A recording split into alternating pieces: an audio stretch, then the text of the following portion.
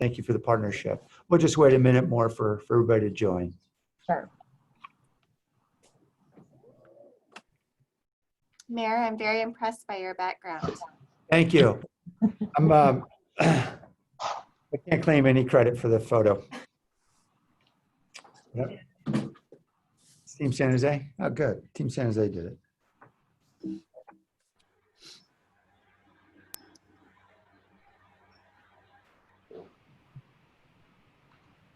Welcome, Jill. Good to see you. Hi. Hi, Jill. We'll take just a minute more to make sure we've got everybody else on board. The press there in attendance, this is Rachel. At the very end, when Sam opens the floor for questions, raise your hands and we'll unmute you. Please make sure to address your name and what publication you're with, and then we'll have you go on from there. Okay, I'm going to repeat that because I'm not sure if everyone could hear at the distance. For the members of the media, at the conclusion of the remarks, please raise your hand and we'll call you in the order in which the little blue hand emerges. And if you could identify yourself by name and your publication or media source, that'd be great. So welcome everybody. I'm joined by many partners today who have been instrumental in the ongoing work to bridge the digital divide here in San Jose and in Santa Clara County. And I'm grateful for each of these partners, and they'll be speaking shortly. But let me just say first, I'm joined by Rhonda Johnson, who is the president of AT&T California. And they have been a great partner, not just on the initiative that we're announcing today, but on several in the past as well. Jill Bourne, who is, in addition to being our city librarian, she's also the director of digital inclusion branch of our Emergency Operations Center, because although we have been deeply engaged in digital inclusion for several years now, this effort has really accelerated since the pandemic began, and Jill has been leading it masterfully. And I also want to give a shout out to Kip Harkness for his hard work on this as well. Dr. Marianne Duan, who is our superintendent of schools here in Santa Clara County, and Chris Funk, the superintendent of Eastside Union High School District. These are partners who have been with us working for many years to address this great challenge. We'll also be hearing from several council members, and I should note, this is something that the council has unanimously supported. Council has been strongly behind. So the challenge is, because of the nature of the Brown Act, not everyone can speak. And so we will have 4 council members speaking after these partners have all spoken, and that is Councilmember Sylvia Reyes, Magdalena Carrasco, Maya Esparza, and Pam Foley. And then, of course, we will open the floor for questions, and we look forward to the questions from the media. So we are here today to announce a wonderful step forward in our partnership with AT&T that will enable connectivity immediately for 8,000 of our students who have struggled without broadband, as they have critically needed distance learning during this pandemic, and another 3,000 hotspots, all with prepaid connectivity services. So each of them will have not just the hotspot, but also the plan that will pay for the data. And so those 3,000 hotspots will be distributed through our library, the 8,000 through the County Office of Education to our schools, to the children directly. And we expect that 8,000 children are going to have these hotspots ready to go by the beginning of this school year, which we know is just literally days or weeks away. I should also add, it's not just the children who benefit, of course. Up to 15 devices can be used in any of these homes with the benefit of this hotspot. And so this opens up the world of possibilities, certainly to the child who needs to be learning online, but also to the parent who needs to be looking for a job, or perhaps looking for health care information online, and all the other ways we critically depend on the broadband as connection. So I am so deeply grateful that all of our partners have come together in this way. And of course, to AT&T, we have been deeply engaged in this effort around bridging the digital divide for many years. As I wrote in the New York Times back in 2017, just after we had launched our efforts, that we have heard too often of our children having to sit in a Burger King parking lot at 10 p.m. to finish their homework because they do not have broadband at home. We cannot continue to move forward as a community where too many of our children are unable to learn online. And so we have been deeply engaged.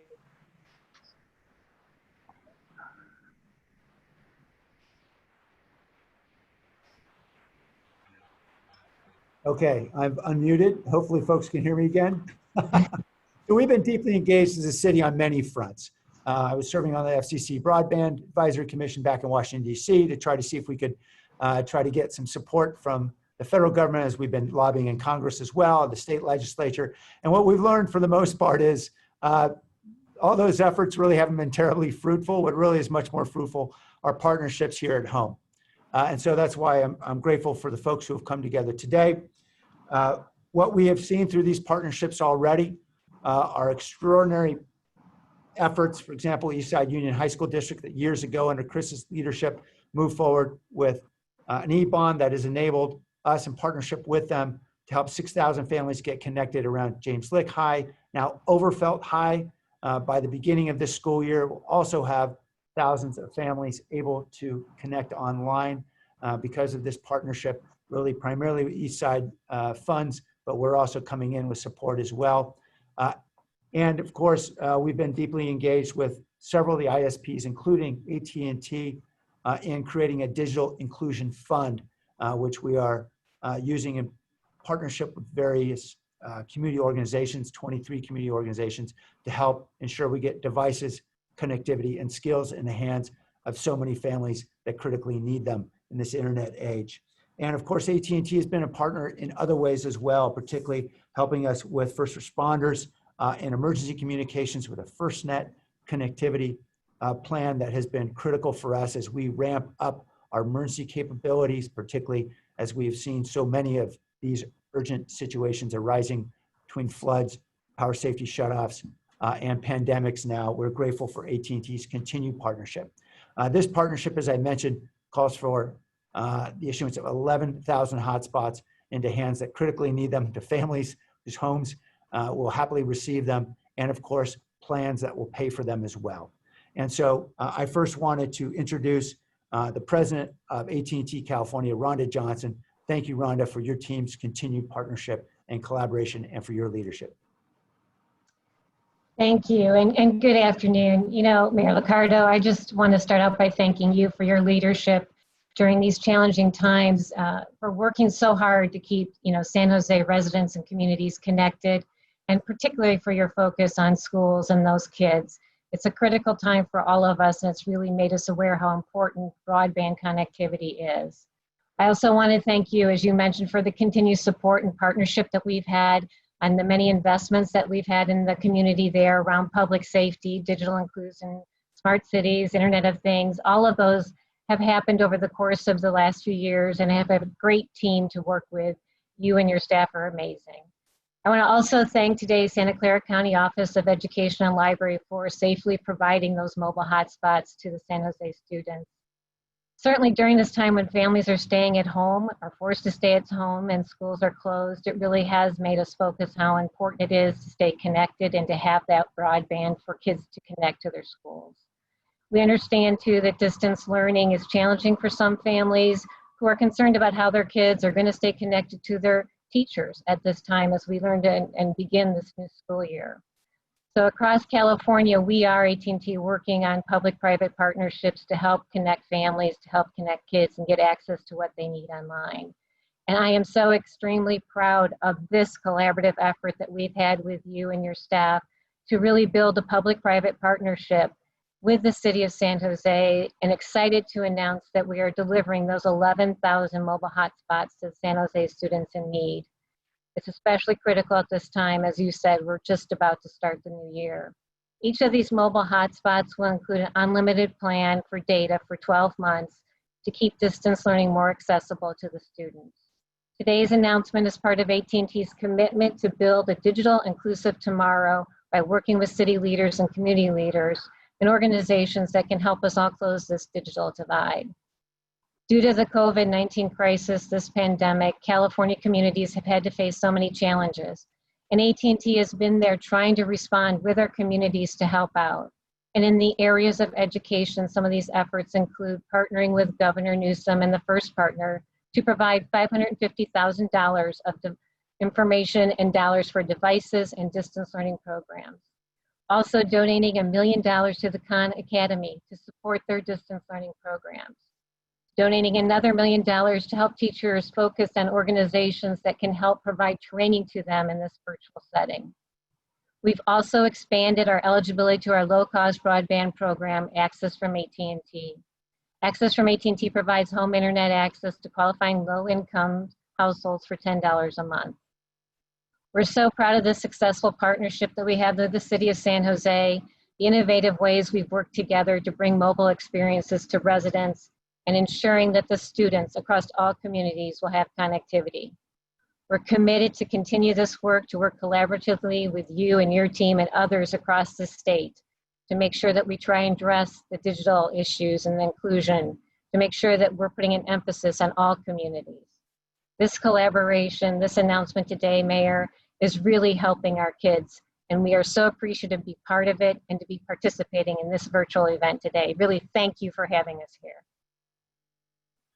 Rhonda, thank you for your leadership. And AT&T has really been an incredible partner, and your team has been fantastic to work with. And I understand they really get it about this imperative for us to be able to connect too many of our children who have been divided by economics and by race from being able to participate in the learning that is so essential for their future and for their economic well-being as well. Thank you, Rhonda.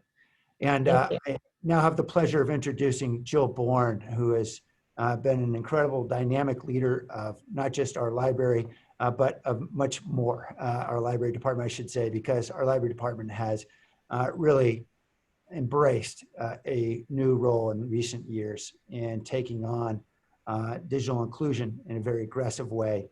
And I'm just grateful for all that Jill and her team has done. Jill? Thank you, Mayor. It's great to be here today. As you noted, I am the city librarian in San Jose, but as the director of the digital inclusion branch of the city's Emergency Operations Center, we compiled a really talented team of both library staff and staff from the city manager's office in civic innovation, as well as support from the city family and in the Santa Clara County Office of Education and our Eastside Union High School District. So the Digital Inclusion Branch developed what we called the COVID-19 Digital Inclusion Plan as an emergency response to address the urgent lack of digital access for San Jose residents and students. And that plan was approved unanimously by our City Council. As with all of our work in supporting education, our values of equity, diversity, and inclusion were at the forefront of our decision-making efforts.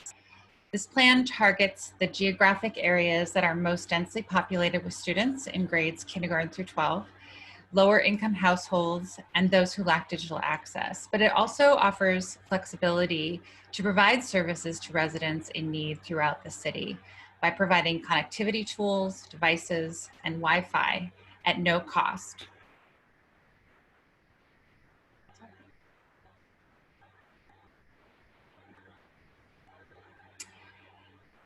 These programs are available to both students and residents in 4 priority projects. So first, as you've heard, the city is partnering with AT&T to distribute 11,000 hotspots and data plans for both students and residents.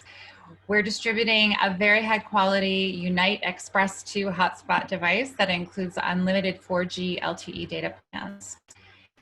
Up to, as the mayor said, up to 15 mobile enabled devices can access Wi-Fi through one single hotspot device.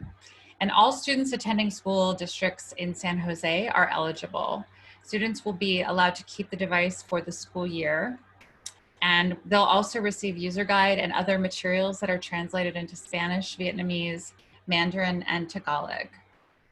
In addition, hotspots will soon be available for checkout to the public through the San Jose Public Library. And then secondly, the city is investing in the full build out of community Wi-Fi in the attendance areas of the Eastside Union High School District. When completed, this program will provide digital access to more than 300,000 residents who live in the attendance areas around James Lick, Overfelt, Yerba Buena, Independence, Oak Grove, Andrew Hill, Silver Creek, and Mount Pleasant high schools. The plan also enhances outdoor Wi-Fi at community centers, parks, and libraries to provide additional space for learning and access around city facilities in a safe and distanced manner. And lastly, we are working closely with the Santa Clara County Office of Education to provide computing devices for students for the purposes of distance learning. So all these programs are coordinated under an umbrella that we're calling SJ Access. It was created to just build awareness amongst our community around all the digital access opportunities that the city is making available to our residents. The umbrella program includes connectivity, free Wi-Fi, access to devices, and opportunities to become digitally literate. So SJ Access augments the Digital Inclusion Partnership and the Digital Inclusion Fund that has the goal of connecting 50,000 households in San Jose with full digital adoption over the next 10 years.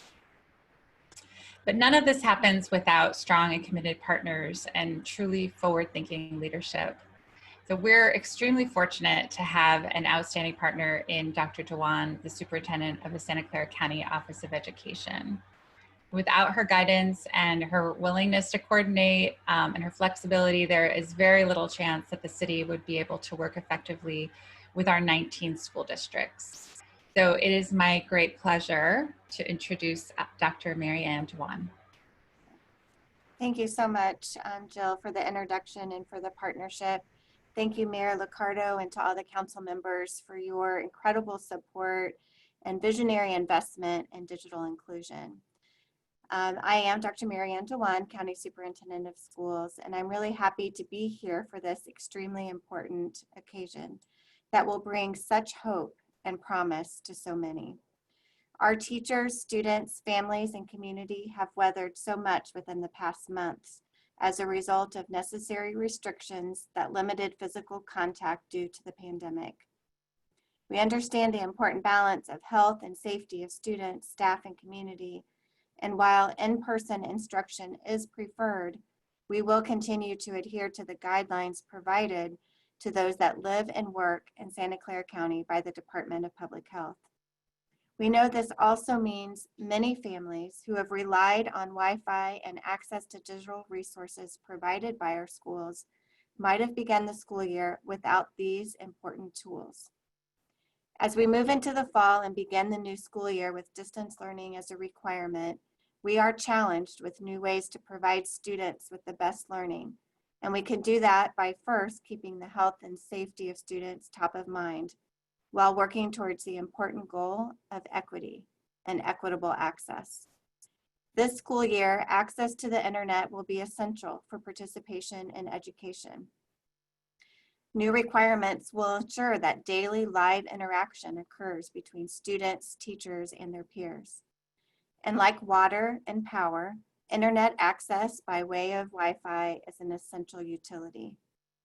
Providing equitable access to the internet not only supports learning, it also promotes access to services and opportunities for health, wellness, and safety, like academic support services, telehealth with school counselors, and more, as well as information about meals and testing sites.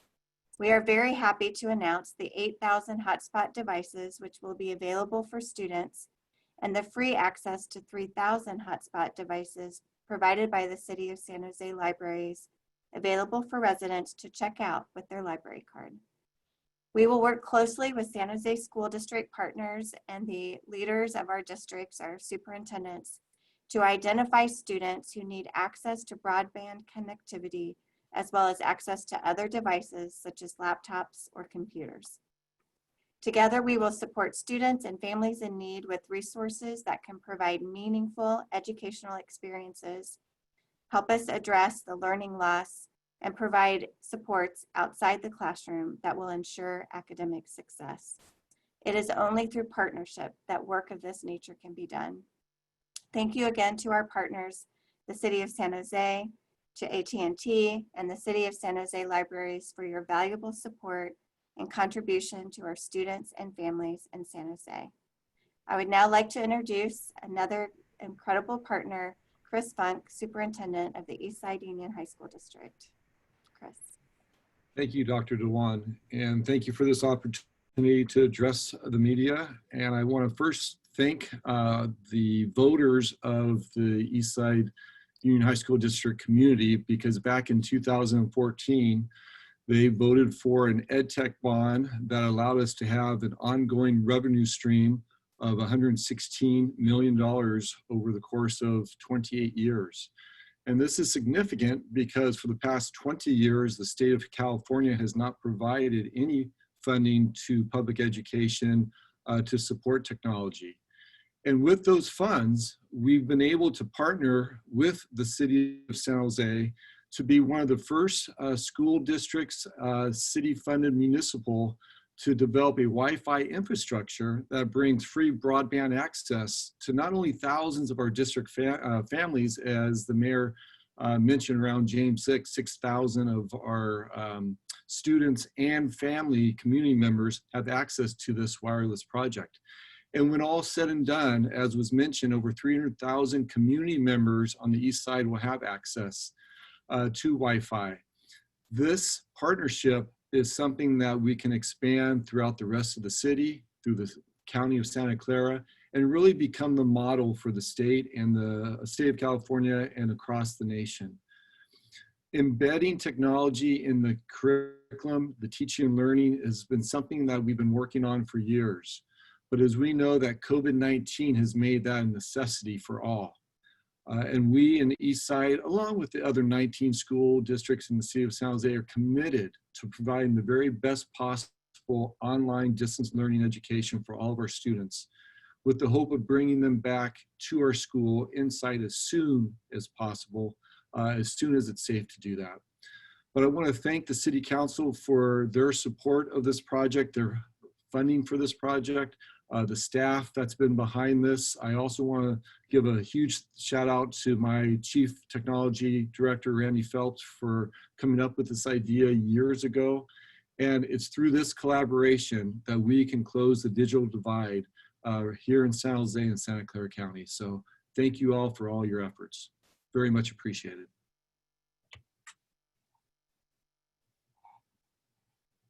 Thank you, Chris. Thanks for your visionary leadership. Jill, did you want to say anything before we move to our next speakers? I'm happy to introduce them, but I just wanted to see if there was any wrap up you want to offer. Muted. No, I just wanted to thank Dr. Funk as well for the sort of vision to start off this program that so many years ago has now become an integral part of our efforts. But also, you know, I spoke about leadership. Both you, Mayor, and the council have really been more than supportive. You've urged the city forward in this area. And so, you know, I know that on behalf of the staff, we want to thank you for all your support. Thank you very much. And I want to, on that subject, I just want to thank folks who have been working on this issue for so many years. Kip Harkness, certainly City Manager's office, Stolen Beckel, was really essential in helping us negotiate deals with AT&T for the deployment of small cells. That's helping to fund our community efforts. Just many people joining together. Our former Chief Innovation Officer, Shireen Santoshan, when we formed the Mayor's Office of Technology and Innovation, she said, this is my top priority, and she really drove hard. And I'm grateful for all the work that she's done, Apurva Pashrisha, and many others on our team to keep pushing forward. Now, as I mentioned, we had strong unanimous support from the council for moving forward every single step.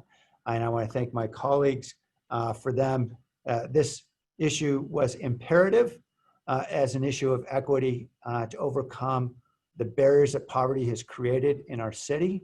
But it moved from imperative to urgent when we saw how COVID had closed schools and forced children to learn online. And so I first want to I'll introduce them in alphabetical order. First, Councilmember Sylvia Arenas, who is herself a former school board member. Councilmember Arenas? Councilmember Arenas, I think you're still on mute. There you go. Good afternoon, everyone, and thank you. I'm going to have my message in Spanish, and I wanted to just thank everybody for their work that they've been doing, especially in the Eastside Union High School District. I know that you've been pushing for many, many, many years. A medida que las familias se refugian en sus casas por causa de la pandemia, hemos visto como el acceso a la Internet es más importante que nunca. Por el momento, muchos de los servicios básicos son accesibles solamente por la Internet y los más necesitados ahora son los menos capaces de acceder a esos servicios. El desarrollo de nuestros hijos y la salud de nuestras familias dependen de la conexión digital. Este es un problema nacional, pero no podemos resolverlo y depender del gobierno estatal o federal para resolverlo. Y por eso nosotros aquí en la ciudad con nuestros compañeros locales presentamos soluciones que rápidamente pongan los hotspots que usan para conectar la Internet en las manos de las familias más necesitadas y los vecinarios más afectados. Hoy en día, si usted vive en la área de servicio de Overfelt High School, que yo represento y muy orgullosamente represento, usted ya tiene acceso a la Internet de alta velocidad gratis. Acceso a la Internet ya tiene muchos desafíos. Hoy nosotros no vamos a dejar que nuestras familias se queden más atrás por falta de acceso a la Internet. Muchísimas gracias. Thank you, everybody, for all your collective work. Thank you, Councilmember Arenas. And the most important word that Councilmember Arenas said was gratis. This is free for our students. They're not paying anything. So that's why this is so critically important. Councilmember Magdalena Carrasco, also a former school board member, in fact, on East Side, I think at the time that this plot was being hatched. Councilmember Carrasco.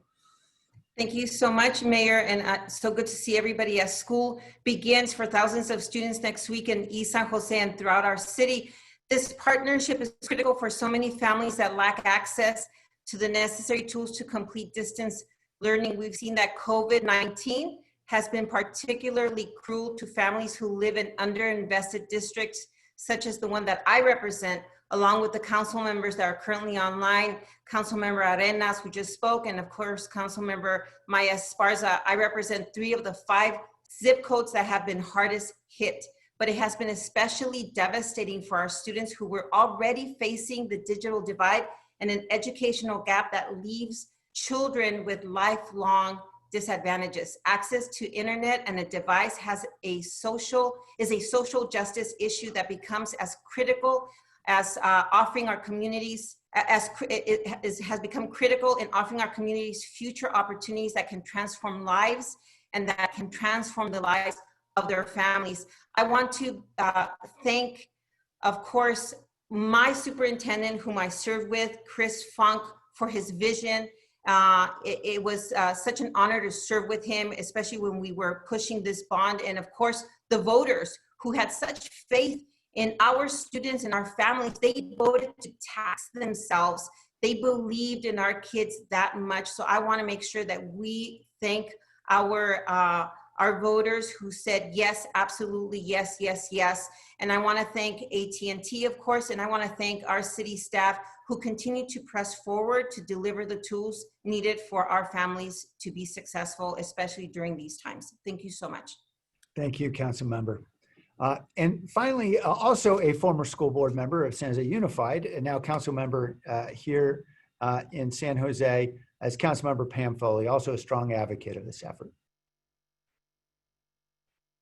Councilmember Foley, I think you're still muted. Yep, I see that. Technology. Nothing is more important to us than to take care of our children.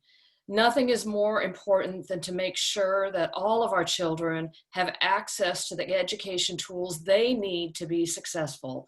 Where they live should not be an indicator of success to their education.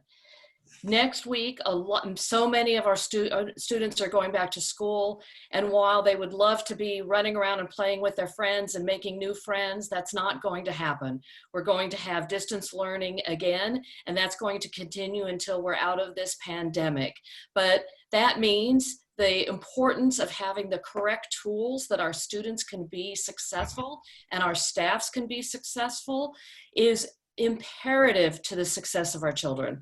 So this partnership between AT&T Eastside Union High School, I must acknowledge them as going out on a limb and raising the funds they needed for the bond and going into the partnership with City of San Jose to create all of the internet technology, the Wi-Fi connectivity that we will need in the East Side. It's important that we start in our areas hardest hit by the pandemic, by the areas that are most crowded, that are at our areas of highest poverty. We must take care of those students. It is an equity issue. It's a social justice issue. As Councilmember Carrasco said, it is important that we move forward together to take care of our children. No matter where they live, they must have free access to wonderful free education and not be concerned about being able to get online and find the tools that they need. So I want to just close by thanking you all, thanking all of my council colleagues, thanking Eastside Union High School, the library, the public library system, the Santa Clara County Office of Education, and AT&T for your commitment to the education of our children. It's imperative that we move forward this way, and may we have an interesting but productive education first semester. Thank you. Hi, thank you so much, Councilmember Foley, and I think you described it well. As has been said, education is a civil rights issue of our day. This is very much core to it. I also want to acknowledge Vice Mayor Chappie Jones and Councilmember Johnny Camus, who have also been strong proponents of this effort. They are not permitted to speak because of state law Brown Act rules that confine us to only having council members who were all talking to each other about the vote first. They were talking to other council members in the community as well. But because of the nature of the Brown Act, I know they wanted to speak in support of this because certainly that's how they have been from day one, which is supportive. We appreciate their ongoing support and their presence today.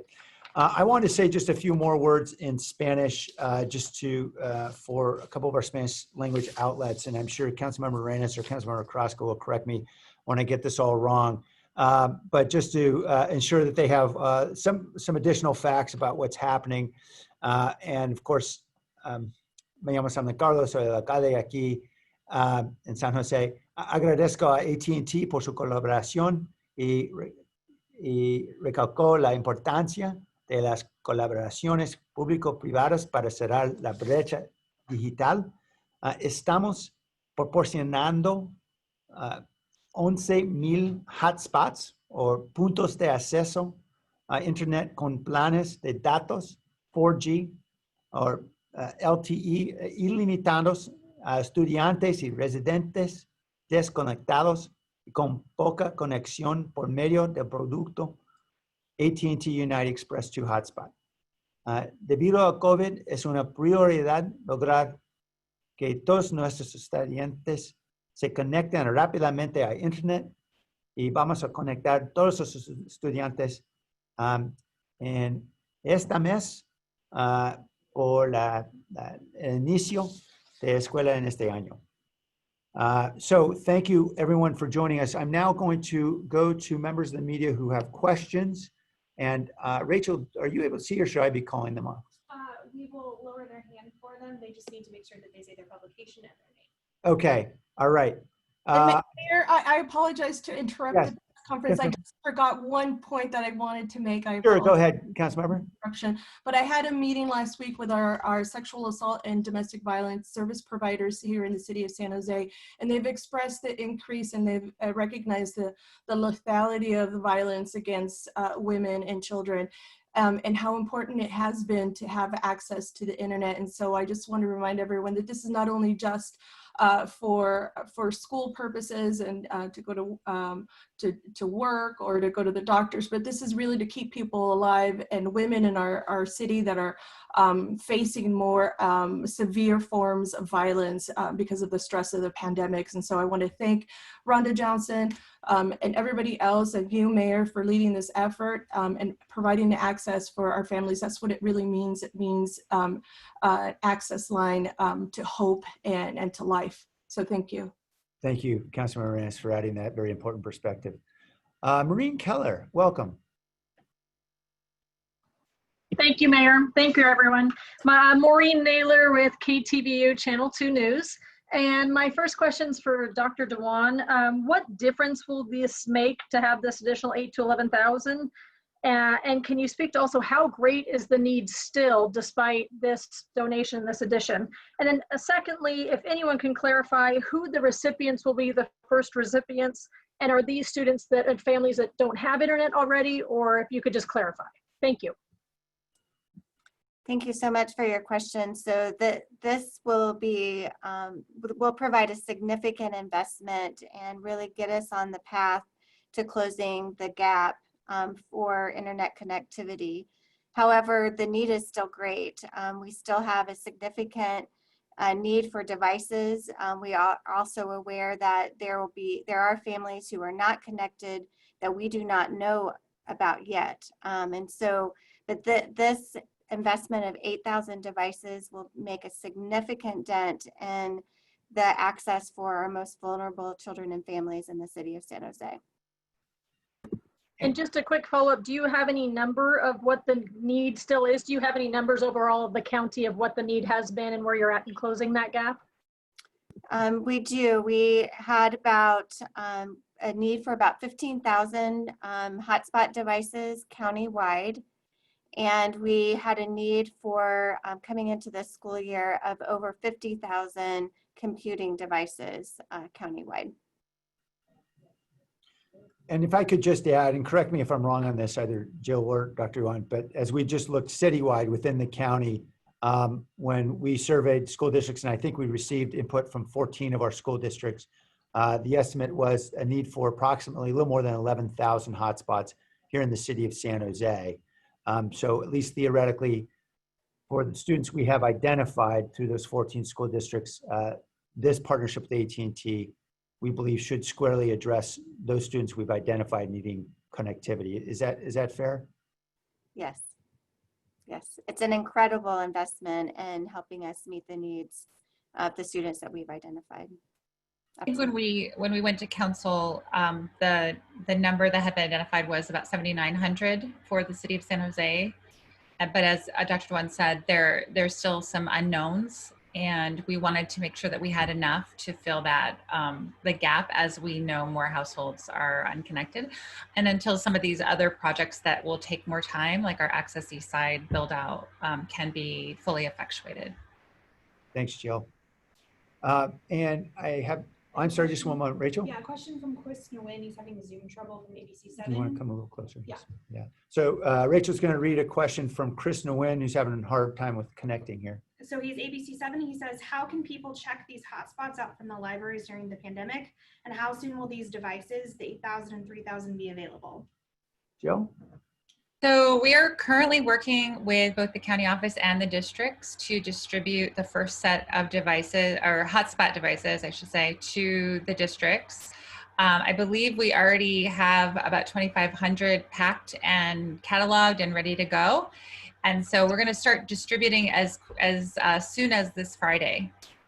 So, and I think it will happen very quickly after that. So many thanks to all of our partners and AT&T for the super quick turnaround in getting those devices, and to my own amazing cataloging staff for cataloging 11,000 hotspots into our library catalog. And then the second part of the question, in terms of being able to check them out from the city's library's catalog, that will happen very quickly. So we'll put out a big announcement as soon as we get the devices out to the school districts. That was our first priority. But hopefully by the end of this month, we'll be able to announce the start date for a hotspot lending program. Thank you, Jill. And I just really want to emphasize the speed at which everyone has moved here. This doesn't happen often in government, but we knew this was an urgent need, and everybody pushing together, being able to get thousands of hotspots into the hands of so many children who need them. This has been tremendous, and I think something that is a great example for how we can work together in the future. Len Ramirez? Hi. Hi. Question for Rhonda real quick. Could you tell us the approximate retail value of the hotspots plus the year-long access to the internet? What would the family have to pay if they were to do that on their own? And then for the mayor, where is the money for this coming from? Is this general fund? Chris Funk mentioned that there's some funds available through a bond from Eastside, or are you using part of that? I mean, what's the breakdown? Sure. Rhonda? Sure, and I can't give you an exact dollar amount. It is, a few $1,000,000 worth of investment. And by working through this collaborative effort with the mayor and the city and all of our partners, it's able to do, as we said at the beginning, a public-private partnership. So we all came together looking for what's the best solution, what can we bring to the table. And then I do think the mayor and his team really look to where there's other funding. So unfortunately, I can't give you an exact number, but it is of value, and it's certainly something we hope to replicate in other cities and other places across the state. Well, as somebody who pays for internet, we're talking about thousands of dollars per household potentially. Is that correct? Yes. Yeah. Yes. And I could add to that the city's expenditure plan was adopted by council, and so we could provide you with the breakdown on that. It's on the city's webpage, but it is the total investment for the city was about $8.2 million. $2 million was through a community development block grants towards the Access Eastside program, and about $3.4 million was dedicated to the AT&T hotspot program. Yeah, and I believe that some of that funding also went for community Wi-Fi at libraries and community centers and other outdoor spots as well. And then the remainder to devices in our most in-need districts. Right. So that $8 million pot actually funds many things, these two initiatives among them. And then the money that was referred to Chris Funk and his board many years ago, pushing forward that ed bond, and that really funds capital expenditures that are critical for the east side and building out digital infrastructure for connectivity. And Len, that program we referred to that started with James Lick and now expanding to Overfelt, and we'll be moving on now to another, I believe it's 5 additional schools. Is that right, Chris? That is a result of the work of the work that Eastside has done around a broadband network focused on Wi-Fi, and that is separate from what we're doing with AT&T. So there are 2 different initiatives that we're talking about here. And Chris, if you want to add, feel free. No. I was just going to say that the overall project also includes ongoing maintenance and operations that the Eastside Alliance, the 7 feeder districts into the high school district, will continue to support the ongoing costs of the community Wi-Fi project. And finally, Len, I just add, in terms of the source, overwhelmingly CARES Act money has been critical for this. And I want to thank my colleague, Mayor Eric Garcetti, who was advocating many, many months ago with OMB back in DC to ensure that cities got direct allocations of CARES Act money. We are using it for very essential critical services during this pandemic like this. Thanks, Len. Was there any follow-up on that? No, thanks. Okay. Welcome to Carly. Hi there, can you hear me? I can, yeah. Great. So I'm Carly Wipf with the San Jose Spotlight. And my question was, how can students and families be proactive to apply or state their need for this wireless technology? Can you be a little bit more specific about that, please? I can start and perhaps Dr. Dewan can finish up, but we've been working directly with the districts. And so really tapping into that relationship between the families and the schools that they attend. And so I think that that's the main point of contact, with support from the city and the county office. But Marianne? Yes, I think for families who have a need, if they have not communicated directly with their school site principal or their school district, that would be the first place to go. But we have been regularly in contact with families since spring to identify the highest need families to initiate this program with. Thank you. Thank you, Carly. Do you have?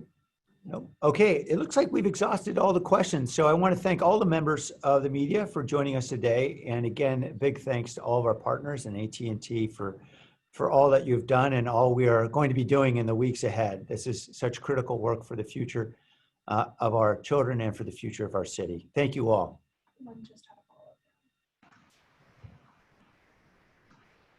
Oh, Len, I just saw you throw a hand up. Do you want to throw? Yeah, I had one up. Obviously, the pandemic has exposed the great discrepancies that exist within our city. At the end of the pandemic, those discrepancies will still be there. Is there any plan or any thoughts to make this permanent, or how will you get the devices back or whatever? Well, certain aspects of our program are permanent, Len. For example, the partnership we have with Eastside, although we still need to fund ongoing operations and maintenance, that infrastructure is there and it's going to continue to be used. And ultimately, a full build out, 300,000 of our residents living in Eastside, where we've had the greatest concentration of need, will be served by that Wi-Fi network. And so that's really critical and a permanent gain that we can point to here. Obviously, we are paying for the devices themselves. When we refer to the hotspot program, the plans are another matter. And that is something certainly we'll be taking up with the council and our school partners in the years ahead. What was important for us is to meet the urgency of the moment, where we've got thousands of kids today who cannot learn online, and we want to make sure we're getting to them while this pandemic is still shutting our schools down. Jill, did you want to add anything, or Dr. Dewan? I think you covered it. I was going to say that that's our commitment during this year, is to figure out, between our partnerships with the individual school districts, the county office, and the city, what does year 2 look like, and how many of our households will now have access through, say, Access Eastside or other, options, and then how could we potentially continue services like this or others to ensure that our families still have access. And I would just add that additionally, it gives us a year to continue our longer term planning strategies around infrastructure and stronger partnerships for things that could last well beyond the pandemic.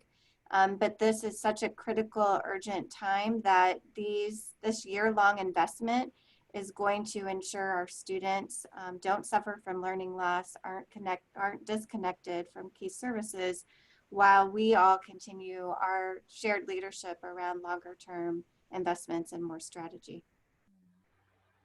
Thank you. Thanks, Len. All right, well, thank you, everyone. And please have a great day and stay healthy.